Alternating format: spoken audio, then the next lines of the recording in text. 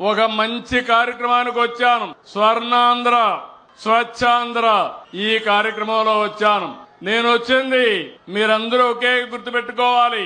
నేను వచ్చింది పరిశుభ్రంగా ఉండడానికి చెప్పడానికి వచ్చాను.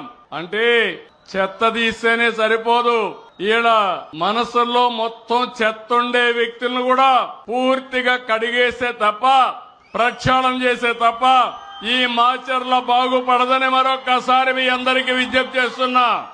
నేను అందుకని ఈ రోజు మీరు గుర్తుపెట్టుకోండి, నేను స్వచ్ఛ ఆంధ్రప్రదేశ్ తీసుకొచ్చాను.